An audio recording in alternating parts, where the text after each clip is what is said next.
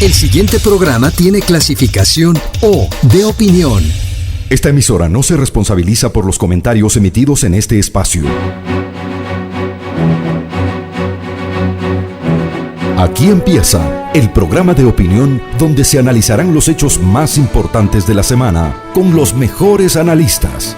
Bienvenidos a Descifrando con Thalía Flores, gracias al respaldo publicitario de... Cuando encuentras el regalo perfecto para mamá, el Abue, hasta para Bobby, y pagas con tus tarjetas Banco Pichincha, participas por uno de los 10 bonos semanales de $500. Todo pequeño detalle hace una gran Navidad. Banco Pichincha, en confianza. Aplican condiciones. ¡Uy! ¡Aún no tengo los regalos! ¡Tranquilo! Que en Claro encuentras laptops, celulares, PlayStation 5 y Smart TVs hasta con el 50% de descuento. ¡Increíble! Ven, vamos a los centros de atención a clientes de Claro. ¡De una! Hola, buenos días. ¿Qué nos deparará 2025? Es la gran interrogante colectiva al finalizar 2024, que para los ecuatorianos será un año decisivo, ya que el país va a las urnas para elegir presidente de la República, una nueva asamblea y también nuevo fiscal general del Estado. La interrogante tiene una dosis de incertidumbre cuando se evalúa 2024, un año convulso durante el cual las sequías, los incendios, los apagones coparon de drama y angustia al país y ha afectado por la violencia de los grupos del crimen organizado. La justicia ha tenido altibajos no exenta de escándalos y también hemos presenciado las diferencias políticas en las alturas del poder. La desaparición forzada de 4 niños de la zona de las Malvinas ha sido quizá uno de los episodios dolorosos. Solo el deporte, como siempre, ha sido motivo de la alegría de ecuatorianos al conseguir nuevas medallas olímpicas y también triunfos en otros certámenes. De cómo se proyecta 2025 y de lo que ha sido destacado en el 2024, hablaremos hoy en esta emisión especial de Descifrando con la presencia de 3 reconocidas figuras ecuatorianas. Saludos a quienes nos escuchan en centroecuador.es y en 97.7 FM, en Antena 1 en Cuenca, también en Voces Azuayas, en Facebook y en YouTube. Les invito a suscribirse al canal de YouTube Descifrando con Thalía Flores. Gracias a los panelistas que nos acompañan hoy, el doctor Benjamín Ortiz Brennan, ex canciller y exdirector del diario Hoy, el ingeniero Lolo Echeverría, reconocido analista político, y el magíster Juan Carlos Holguín, ex canciller y articulista. Benjamín, comienzo contigo y te pregunto cuál sería un primer balance de lo que ha sido 2024 para el Ecuador. ¿Cómo ha sido este año, en verdad? Bienvenido, doctor Benjamín Ortiz Brennan, buenos días. Gracias, Thalía, y un gusto compartir este panel con Lolo y Juan Carlos. El Ecuador ha sobrevivido este año. No quiero ser demasiado dramático, pero después de que asumiera el poder un gobierno interino, ese gobierno ha logrado más o menos mantener la iniciativa de la agenda nacional a través de sus proyectos económicos urgentes. Ha logrado en sus comienzos algún acuerdo legislativo que le permitió dar los primeros pasos. Tuvo una consulta popular en las cuales logró 9 de 11 preguntas aceptadas. En el campo económico no nos hemos hundido, sino que igual hemos sobrevivido. Se logró el acuerdo con el Fondo Monetario. La dolarización ha protegido la capacidad adquisitiva de la gente en una economía lamentablemente estancada. De manera que yo diría que ha sido un año de permanecer a flote, pero absolutamente insuficiente en resultados para lo que el país necesita. En el trasfondo de todo esto, yo veo el grave problema de nuestra crisis institucional, nuestra debilidad institucional ahora contaminada por el narcotráfico y las pésimas estructuras institucionales de la Constitución del 2008 le tienen atado al país. Esa es mi visión, no necesariamente pesimista, pero lamentablemente sin posibilidad de reconocer importantes logros en nuestro desenvolvimiento nacional. Gracias, Benjamín. Quiero saludarle a Juan Carlos Holguín y hacerle la misma pregunta. ¿Cómo evaluaría este año 2024? ¿Qué ha significado además para los ecuatorianos? Bienvenido, Juan Carlos Holguín, buenos días. Muchas gracias, Talía. Un saludo por igual a Benjamín y Lolo. Qué bueno terminar el año junto a dos grandes pensadores. Me parece que este año 2024, Talía, marcó el quitarse una venda que teníamos los ecuatorianos desde por lo menos una década, cuando empezó la influencia del narcotráfico en nuestro país. Recordemos que más allá de lo que ha comentado Benjamín en cuanto a lo que significó tener un gobierno que fue fruto de un experimento que nunca en la historia se había dado en ningún país, que es una muerte cruzada, como se denomina este recurso constitucional de ese mamotreto del año 2008, el gobierno tuvo que enfrentar en el mes de enero, apenas iniciado el año, el que quizás ha sido el acto más imponente, de forma triste para los ecuatorianos, el ingreso a un canal de televisión en vivo, como en los peores años de la operación de los carteles en Colombia, como en los peores años de la operación de muchos carteles y estructuras criminales en países que han perdido ya la esperanza, y fue el secuestro de TC Televisión. Empezamos con por primera vez una decisión política de declarar la guerra a estos carteles de narcotráfico, y creo que eso marcó una agenda que nos lleva a terminar el año, como usted mencionó, Talía, con este triste episodio de los 4 niños de las Malvinas en una desaparición en extrañas condiciones, también por miembros, y hay que aclararlo aquí, con miembros que no son representativos de las Fuerzas Armadas, pero que nos hacen terminar el año así como lo empezamos, con imágenes tristes, con imágenes que nos podrían causar un pesimismo, pero como usted dice, hubo también muchas cosas positivas. Yo resalto siempre esos triunfos deportivos, que finalmente en el deporte encontramos lo que son los símbolos de nuestra sociedad. Chicos salidos de los mismos barrios, de las mismas ciudades donde el narcotráfico se ha tomado a niños y jóvenes, pero que con el poco apoyo que existe, con las ganas de salir adelante, con esa madera y ese talento que tienen los ecuatorianos, lograron darle muchas alegrías a nuestro país. Así que es un balance agridulce en medio de un año de un experimento político que nos llevará a analizar en distintos momentos de la historia los efectos que tuvo esa muerte cruzada, pero que se proyecta también con esperanza un nuevo año en una nueva contienda electoral que ojalá desterre de una vez por todas al autoritarismo del correísmo que tanto daño afectó, en mi opinión, a los años siguientes que tendrá que vivir el Ecuador. Muchas gracias, Juan Carlos Holguín. En verdad, un año, digamos, casi signado por el drama, ¿no? Lolo Echeverría, buenos días. Entre sequías, incendios, apagones, pugna de poderes y últimamente la desaparición de 4 menores, ¿qué deja a los ecuatorianos 2024? Bienvenido, Lolo Echeverría, buenos días. Buenos días, Talía, Juan Carlos, Benjamín. Me parece que ha sido un año de profunda crisis. Se ha puesto a prueba la propia existencia de la nación, del Estado ecuatoriano. Creo que la violencia, el narcotráfico, la desinstitucionalización han causado destrozos, pero fenomenales. Y la pobreza, la falta de empleo, esto ha sido terrible para una población que ya venía un poco cayendo en los niveles de vida que tenía el Ecuador.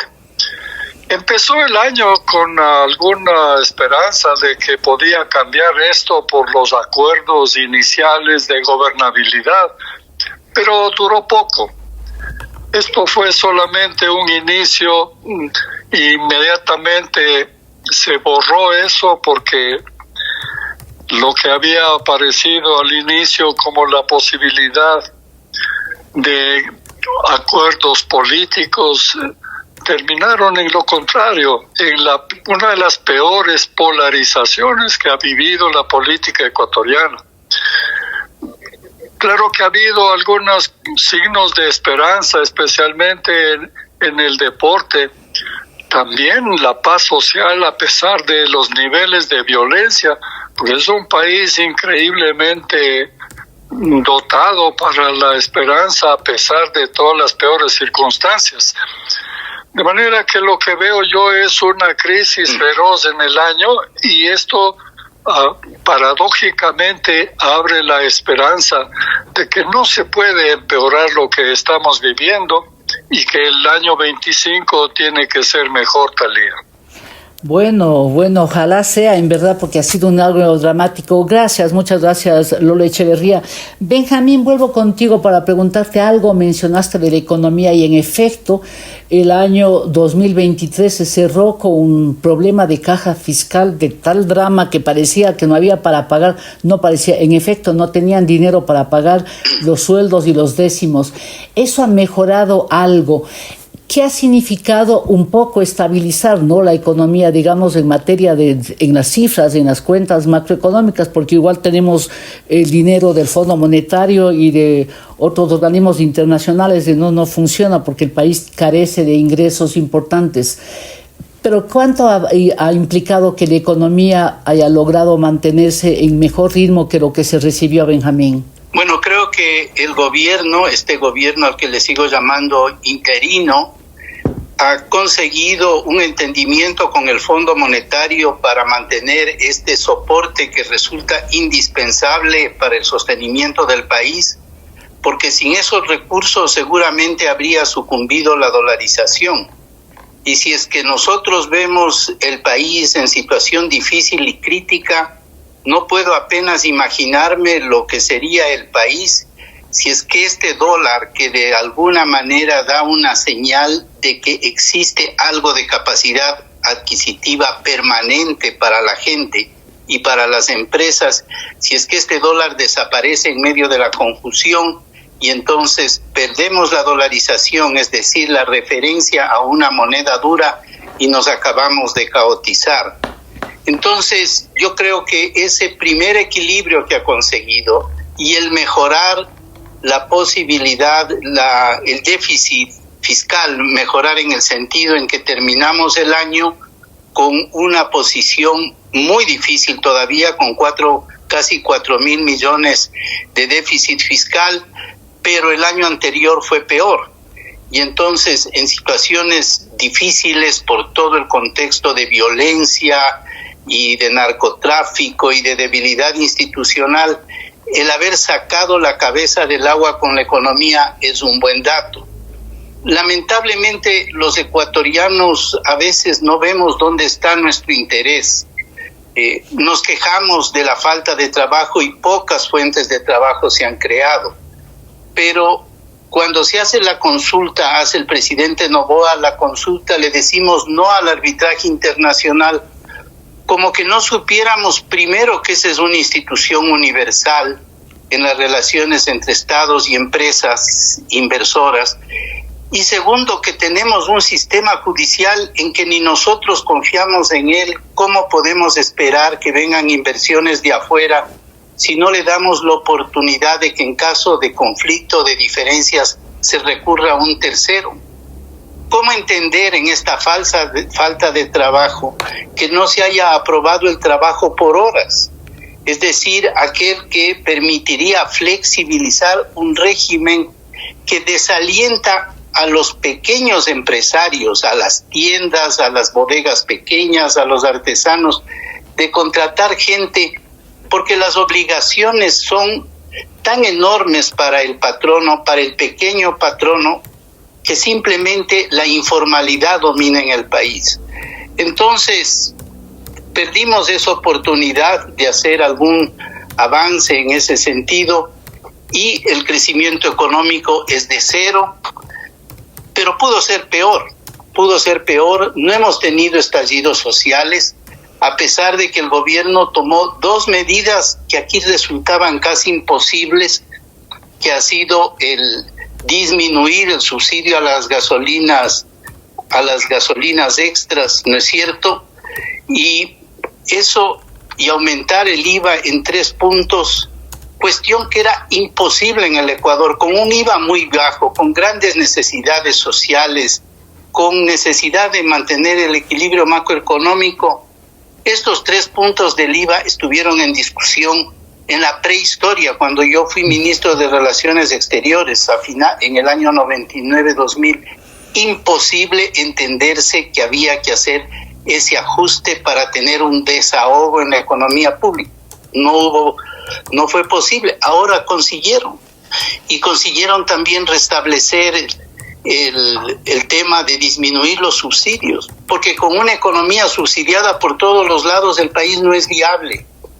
Con esos subsidios que se dan en la generación eléctrica no es viable. Entonces, no podemos quejarnos de no avanzar si nosotros no desamarramos las fuerzas que harán crear en este país riqueza, empleo, inversión. Entonces, aquí la supervivencia ya es un mérito. Gracias Benjamín, sí, en verdad.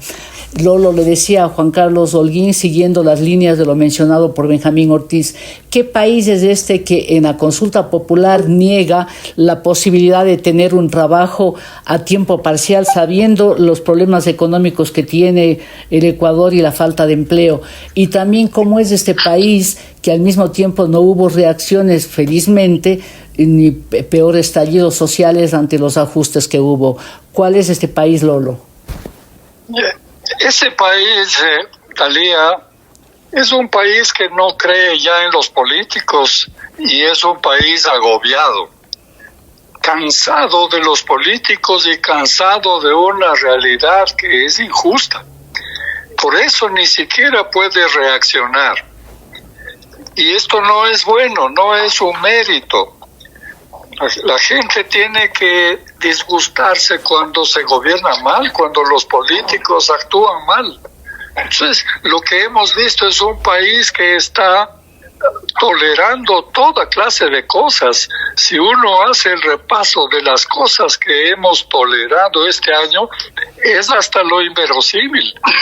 Hemos tolerado digamos, jueces, funcionarios que actúan como delincuentes, que es lo último que ha pasado cuando el propio presidente de la judicatura amenaza y chantajea a una jueza para que emita un dictamen a su gusto. Si esto es verdad, entonces es el desastre mayor que puede uno imaginar en la justicia.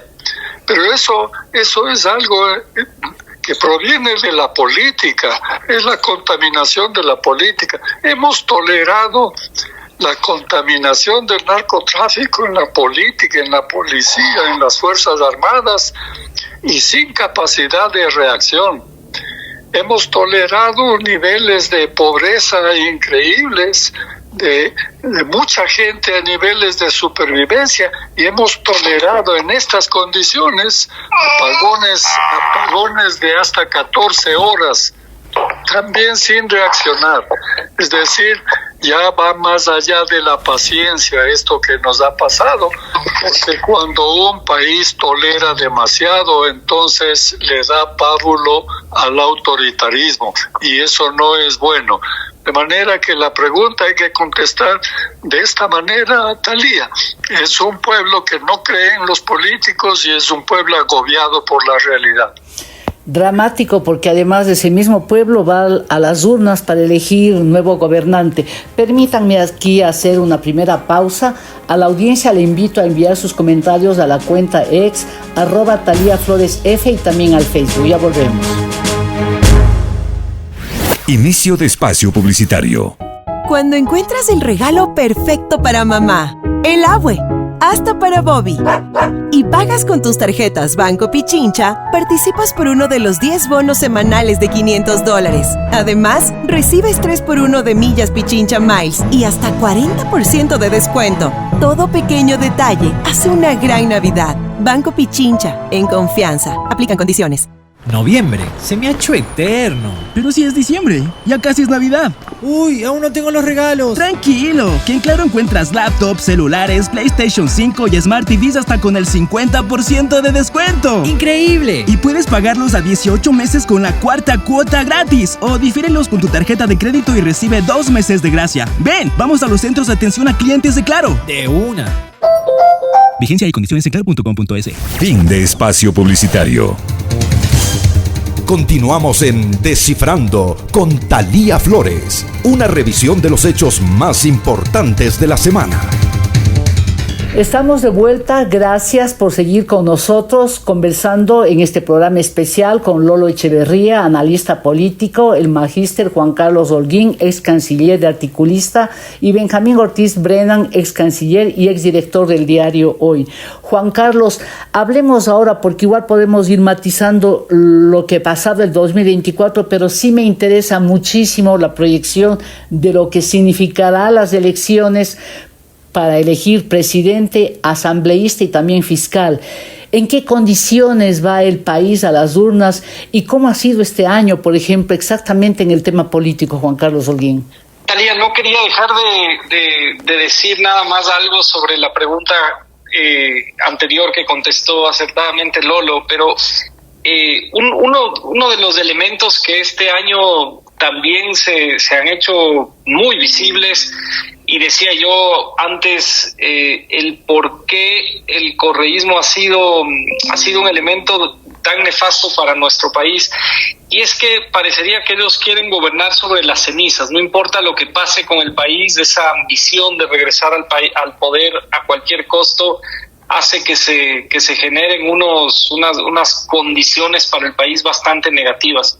Y en esa consulta popular no fue distinto. Las dos preguntas tuvieron una carga de disparos en la campaña tan fuertes desde el correísta que sin importar lo de fondo, que el país necesitaba trabajo, que necesitaba seguridad jurídica en ambas preguntas, ellos fueron capaces de boicotear absolutamente todo lo que pueda generar algo de nivel positivo para el país.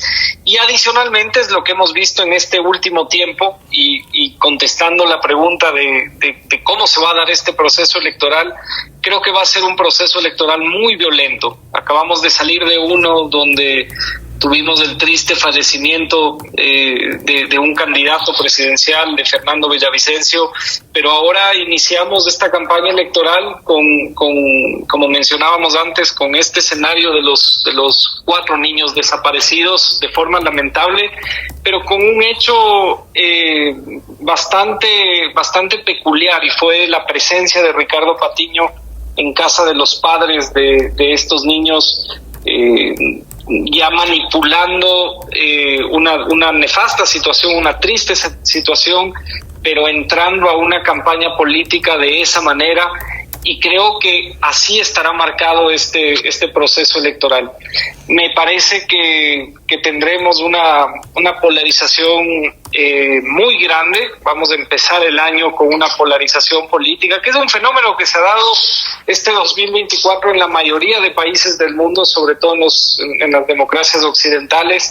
Vimos la elección de Estados Unidos, que también marcará un año 2025 distinto, un presidente Trump que asumirá el 20 de enero y cuyo gobierno tendrá indudablemente repercusiones y efectos sobre la región y sobre el Ecuador. Vimos hace pocos días que inclusive hizo una declaración polémica sobre la necesidad de recuperar el canal de Panamá. Entonces tendremos un Estados Unidos muy vinculado a la región, y eso tendrá un efecto, en mi opinión, sobre el proceso electoral. Y de eso sí vamos a hablar, obviamente, además con 2 ex cancilleres y con Lolo Echeverría, que maneja muy bien los temas nacionales y también la política internacional.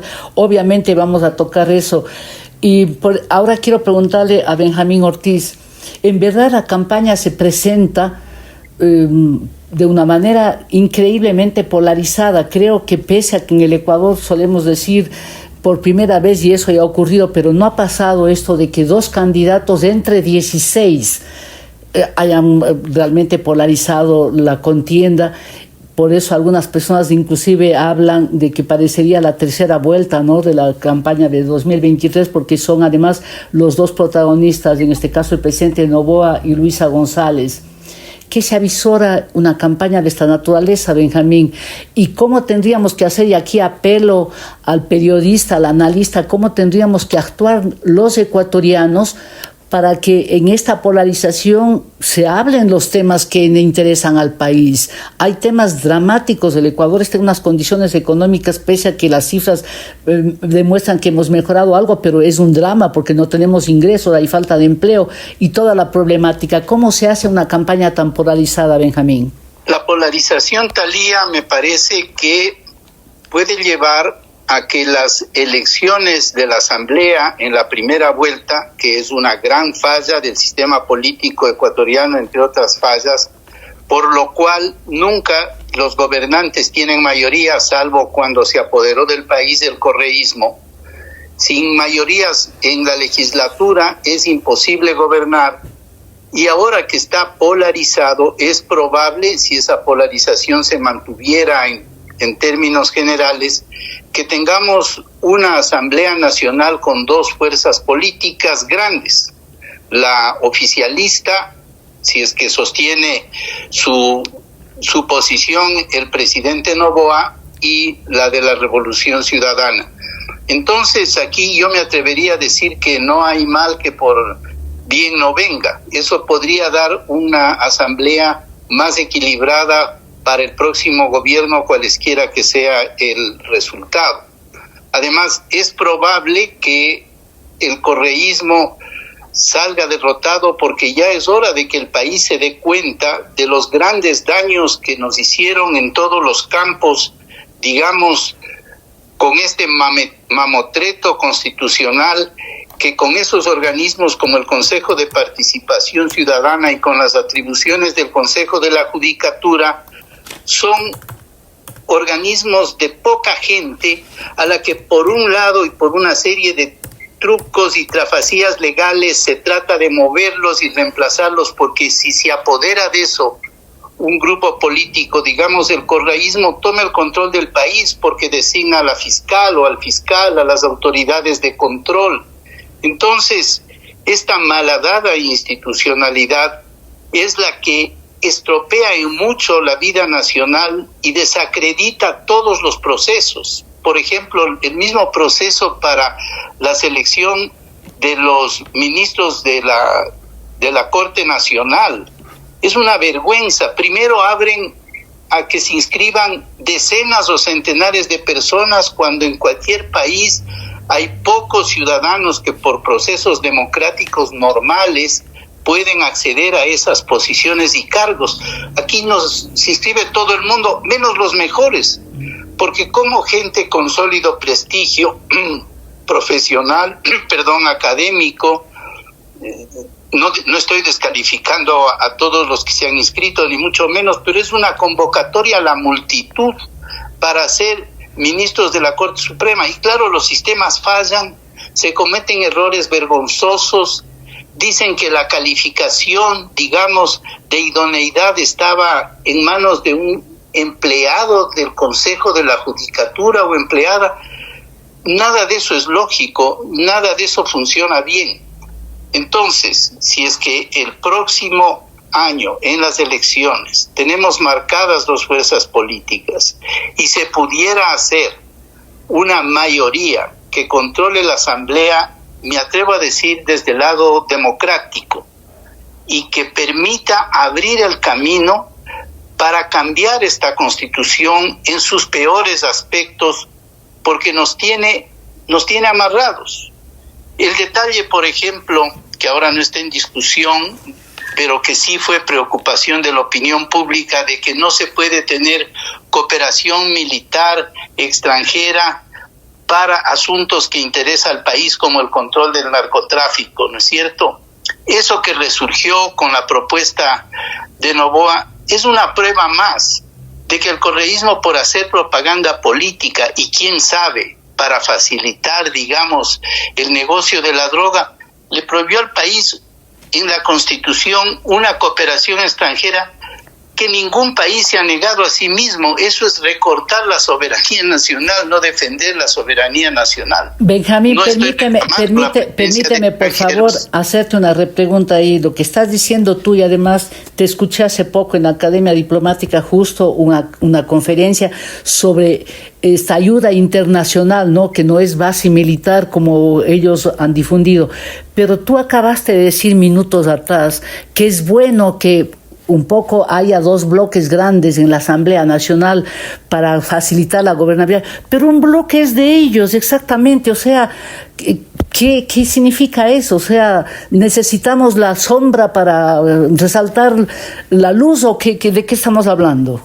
Talía, yo creo que Correa, como armó con todos los recursos económicos bien habidos y mal habidos un poderoso partido político, su estrategia fue poner unas leyes en que el género humano puede crear partidos políticos. Por eso tenemos 16 candidatos. Y en el momento en que el correísmo lograra que los votos de la otra mitad, por llamar de alguna manera, se dividan para 16, reina solo. Por eso me parece que al haber aparecido desde el comienzo la posibilidad de dos fuerzas, eso le da más viabilidad a que tesis democráticas se impongan y podamos hacer a futuro algunas de las reformas que el país necesita. Pero eso es un buen dato en la medida en que la votación del otro sector, del no autoritario, del no víctima de la propaganda y de los recursos que usan constantemente, no está tan dividida. No me declaro partidario de Noboa, ni mucho menos.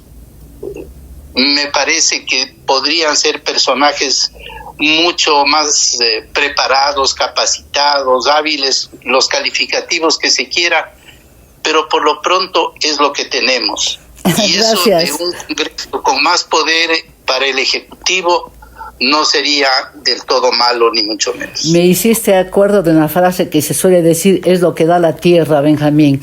Así está el Ecuador. Lolo Echeverría, dijiste una frase que realmente es impactante, que hemos tolerado los ecuatorianos mucho este año, y claro, se habla de los apagones, de la justicia manipulada. ¿Qué no ha habido este año?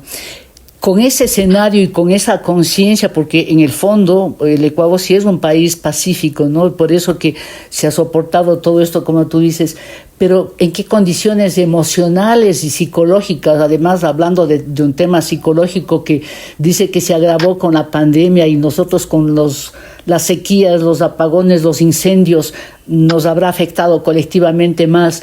¿En qué condiciones cívicas y de salud política va el electorado a las urnas? Talía, va a las urnas con un clima de exacerbación emocional. La política toda es emocional. Los políticos viven del relato, no viven de la realidad. Por eso es que se ha polarizado todo. Mira, no invitan a la reflexión, a analizar la realidad. Eso le reclamamos incluso al presidente. No explican nada, y cuando tratan de explicar se enredan. Entonces, la polarización es la emoción en la política. Son dos fuerzas dominantes, son dos movimientos políticos dominantes los que han monopolizado la campaña. No son ni partidos, porque no tienen las características de partidos, son solo movimientos políticos. Y esta conducta de monopolizar la campaña en un acuerdo tal vez no abierto, no claro, pero simplemente por mutua conveniencia, porque eso les permitía borrar, dejar a los demás candidatos como figurantes en este drama. Y los dos entonces han monopolizado la información, la noticia, los pleitos, las peleas, los acuerdos, el reparto de funcionarios en los organismos más importantes, el Consejo de Participación Ciudadana, el Consejo de la Judicatura. De manera que esto es lo que ha dominado la política y con eso vamos a ir a las elecciones y los resultados van a ser que va a continuar. Después de las elecciones vamos a ver una asamblea, tal vez un poco apartándome de lo que dice Benjamín, tal vez una asamblea peor, porque vamos a tener dos grupos dominantes, tal como hemos estado teniendo en esta pre-campaña, esta campaña anticipada. Y esto va a continuar en la asamblea, y por lo tanto va a continuar la polarización. El que gane va a tener el estorbo de los que pierdan, porque la única manera de hacer oposición aquí es tratar de impedir que el que ha ganado gobierne. Bueno, el autoritarismo también es producto de esta emocionalidad, de esta política de relatos, y este autoritarismo es lo que nos ha llevado a una situación en la que debemos decir con claridad, Talía, vamos a tener que elegir entre dos autoritarismos. Ambos pudieran empeorar en el ejercicio del mandato o podrían mejorar. Eso podríamos hablar más luego cuando hablemos de cuál va a ser el clima, cuál va a ser el resultado, los problemas y las esperanzas en el 2025, Talía.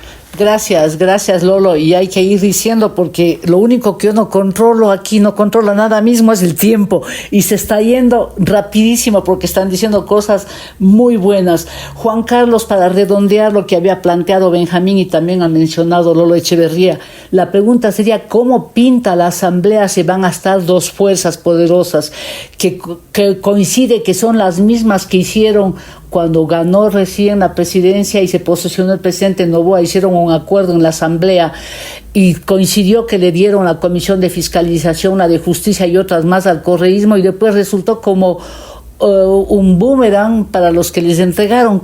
¿De qué país estamos empezando a hablar si es que las cosas van como se prevé que van, con dos partidos grandes y con dos finalistas prácticamente desde la primera vuelta? Me parece que inclusive a diferencia de este último periodo legislativo donde hubo una tercera fuerza importante que fue la del Partido Social Cristiano y otra más que se convirtió en oposición que fue la de Construye, en esta asamblea en su composición final solo habrán esas dos fuerzas.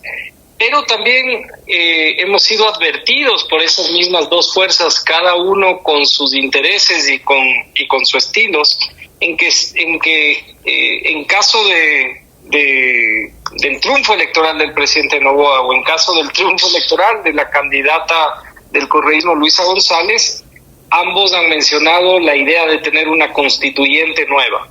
Es interesante porque lo que decía Benjamín, esa constitución del 2008, ese mamotreto que ha generado una serie de problemas de gobernabilidad al país, que fue creada por el correísmo como un símbolo de su proyecto político, ellos mismos ya la han calificado como un fracaso en su estilo y en sus dentro de sus ideas, pero el que ellos quieran llamar a una nueva constituyente quiere decir que esa constitución no les sirvió para sus propios intereses. Y en el caso del presidente Noboa, ya ha advertido también la idea de tener una asamblea constituyente, y eso haría que entremos inmediatamente de las elecciones de febrero y la segunda vuelta en abril a un nuevo proceso electoral, ahora con una constituyente a la que hay que prestarle muchísima atención, porque marcará, así como fue en el 2008 y lamentablemente en un país con tantas constituciones,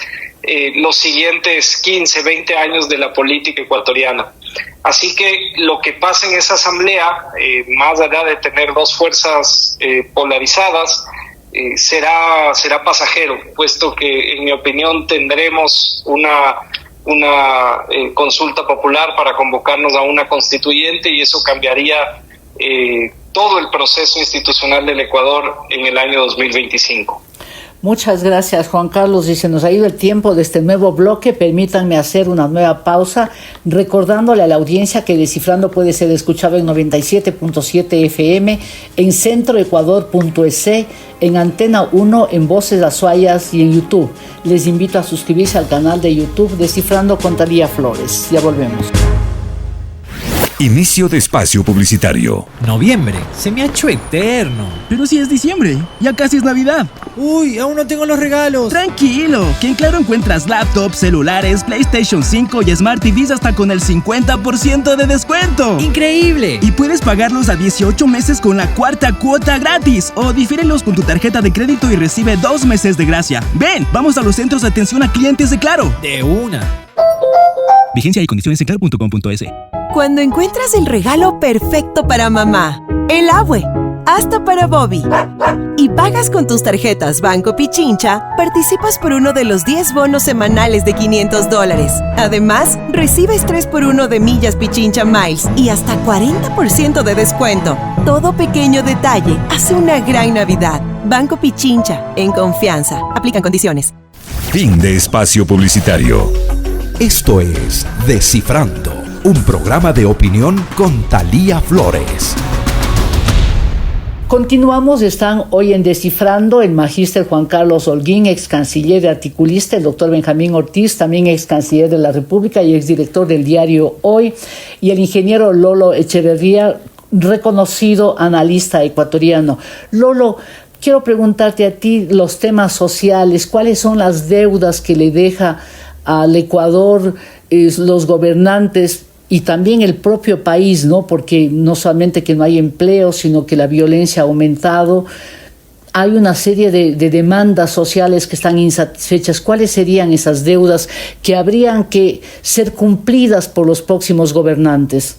Bueno, la principal deuda es el empleo, Talía, porque sin empleo no hay posibilidades de supervivencia, no hay posibilidades de educación, no hay posibilidades de atender las necesidades de la salud. Es decir, sin empleo, una gran parte, inmensa parte de la población empieza a moverse en los ámbitos de la simple supervivencia. Eso es terrible. Y bueno, aparte del empleo, la paz social es indispensable, pero siempre que sea para algo. La paz social, si no tiene objetivos, si no tiene alguna esperanza, es simplemente tolerancia, y esto, como ya dije, no es bueno. Entonces, lo que debemos reclamar de los políticos es que le propongan al país un proyecto nacional, que le propongan objetivos y mecanismos para alcanzar esos objetivos, porque solo eso ofrece esperanza. Así que si no tienen los políticos las posibilidades de ofrecer un proyecto nacional, no le sirven a este país. Se dice que cada país tiene los mandatarios que se merecen, pero eso no es verdad. Este país tan bueno, tan paciente, no se merece los políticos que tiene, no se los merece. Y esto es lo que hay que cambiar, es decir, la primera propuesta a cambiar es la propuesta de cambiar la política, la manera de hacer política para que atienda las necesidades de la gente. ¿Y cómo se cambia la política que es hecha justamente por los políticos, los pocos, ¿no? Sin partidos políticos, son organizaciones prácticamente electorales, nada más, por decir no electoralistas? Bueno, llega momentos en los que hay que plantear retos a los políticos. Creo que hay dos posibilidades de salir de este bache que tienen los partidos políticos. La primera es que ellos mismos están amenazados en su supervivencia. Ya hemos dicho que 14 candidatos, por lo tanto 14 movimientos políticos han quedado simplemente de observadores en la campaña electoral. Entonces ellos tienen que replantearse el esquema político, el mapa político del Ecuador. Y la segunda posibilidad es que si los políticos no son capaces de poner buenos candidatos, entonces hay que buscar otros sectores de la sociedad organizada para que puedan poner candidatos. Esta propuesta ya se hizo en Chile en el peor momento que tuvieron de crisis a propósito de la nueva Constitución. Gracias, Lolo Echeverría. Benjamín Ortiz, siguiendo lo que menciona Lolo, el empleo, ¿no? Más bien en ese caso, el desempleo es el problema lacerante del Ecuador porque provoca además una migración terrible, unos dramas humanos, unas familias desunidas, disfuncionales. Y el problema es que se aplica lo anunciado por el presidente electo de Estados Unidos, Donald Trump, que asume las funciones, que asume pues el poder el 20 de enero y manda de regreso a los migrantes. El Ecuador va a tener un problema adicional. ¿Cómo se pinta este panorama con la presidencia de Donald Trump en materia de empleo en el Ecuador, Benjamín? Bueno, Trump se propone expulsar, dice él, a 10 millones de gente que está trabajando en los Estados Unidos y que en buena parte sostiene ese país funcionando en la mayor parte de los casos en tareas básicas, pero quitado eso, comenzará a tambalear la misma estructura, digamos, de ese sector de la economía norteamericana. Además, no es tan fácil que expulse. Sí podemos tener casos dolorosos de decenas, quizá de cientos de personas volviendo de regreso al país, pero pienso que el mismo sistema jurídico norteamericano impide que simplemente salgan, digamos, fuerzas para capturar enredadas, embarcar a la gente y enviarle de regreso a los países. Va a haber ese problema, pero no creo que sea el mayor problema que nos plantee el gobierno de Trump. Para él le interesa mucho sacar ventajas de carácter comercial. Es un jugador de casino, por eso tiene propuestas tan extremas como para entrar, digamos, a la apuesta con una cifra alta, 25% de aumento a los aranceles de Canadá y de México si es que no controlan esto y lo otro. Pero después entra el proceso de negociación. Lo importante para nuestro país es saber mantener relaciones positivas y dignas con los países con los que tenemos más cercanía y contacto. Y uno de esos es los Estados Unidos y otro también es China. Y a eso siguen nuestros vecinos Colombia y Perú. De manera que una política internacional del Ecuador tiene que estar diseñada en función de los grandes mercados nuestros. Habría que añadir obviamente la Unión Europea, de manera que tengamos resultados positivos, conseguir de los Estados Unidos que las preferencias arancelarias o un acuerdo comercial se mantenga o amplíe.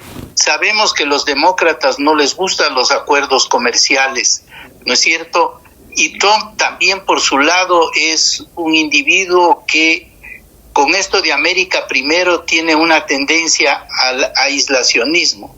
Pero en todo caso, los unos países y los Estados Unidos también necesitamos de los otros.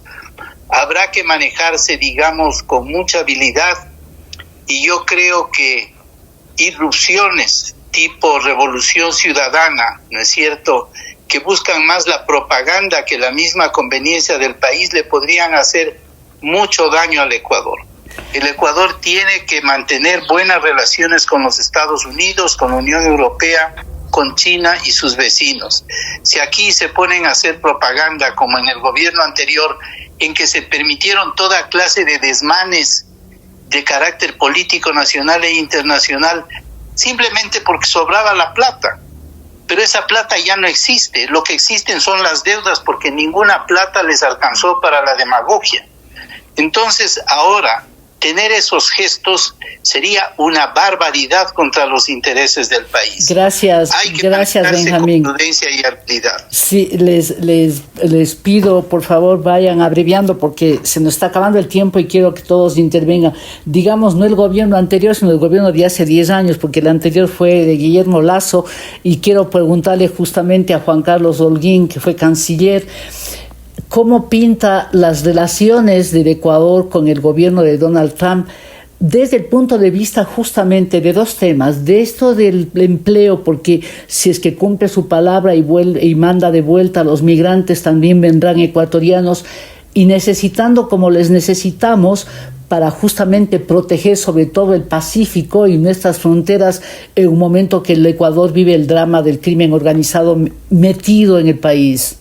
También el problema de la migración irregular, de la migración ilegal, es que tiene muchísimo que ver con las estructuras criminales. Es algo que no se ha analizado a fondo y que el año 2025 tiene que ser una prioridad de Estado y tiene que ver con la minería ilegal y con la migración irregular.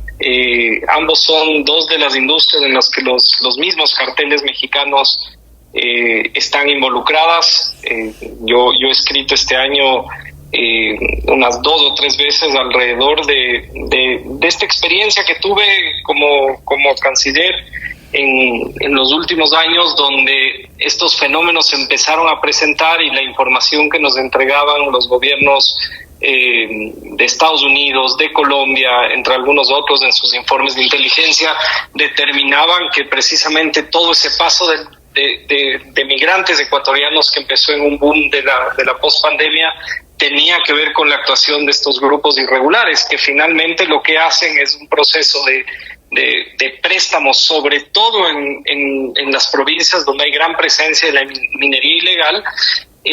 Se les ayuda a salir por estas rutas que se conocen como las rutas de los pobres, que son las rutas manejadas por los coyoteros, y donde intervienen los carteles mexicanos a través de sus tentáculos en Ecuador, en Colombia, en Panamá, en Centroamérica, finalmente llegando hasta México, donde muchas veces son secuestrados como parte del modus operandi y les hacen los préstamos para los rescates en provincia, en lugar de origen, los mismos grupos que están operando la minería ilegal.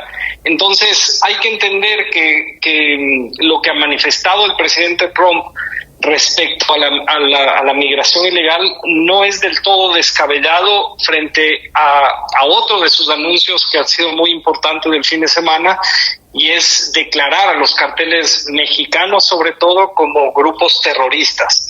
Entonces yo creo que va a haber dos tipos de políticas: una migración irregular que está en Estados Unidos, pero que, como siempre, el ecuatoriano es bien recibido en muchos lugares por su capacidad de trabajo, porque finalmente es un grupo migratorio que respeta en la mayoría de ocasiones las reglas del país en el que se encuentra, y esa migración va a ser regularizada porque Estados Unidos necesita puestos de trabajo en oficios donde los ciudadanos americanos... La mano de obra. Juan Carlos, permítame hacer una puntualización porque no todo el mundo conoce y a veces inclusive los periodistas tenemos que investigar bien.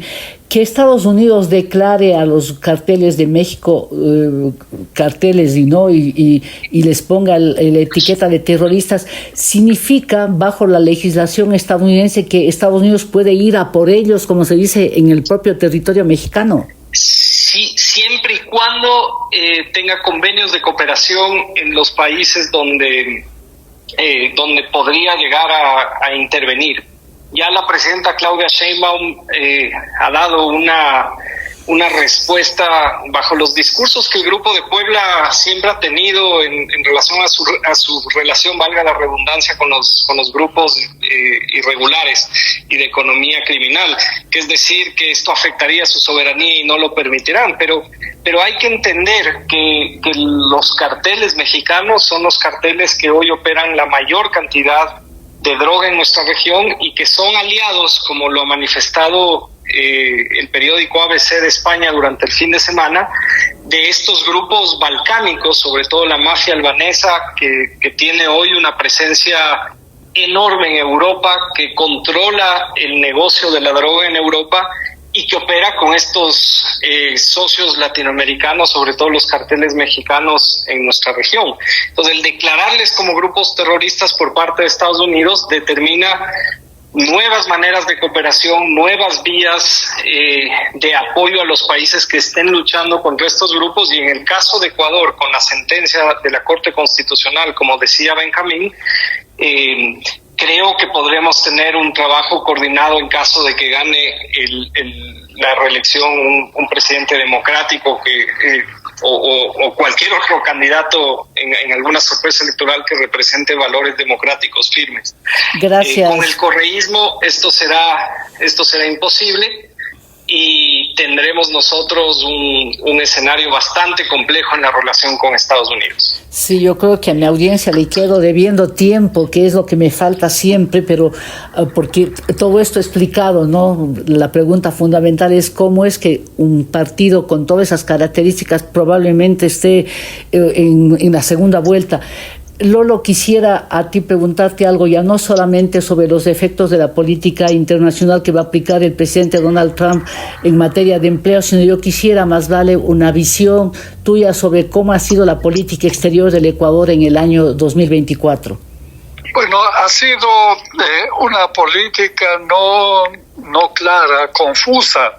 No ha tenido el panorama claro porque no se ha estabilizado como gobierno. Ha sido un año electoral y absolutamente todas las decisiones han tenido carácter electoral, incluyendo las internacionales. Entonces la política internacional de este año ha estado dominada por el episodio amargo de la invasión a la embajada mexicana para evitar que se lo lleven al ex vicepresidente.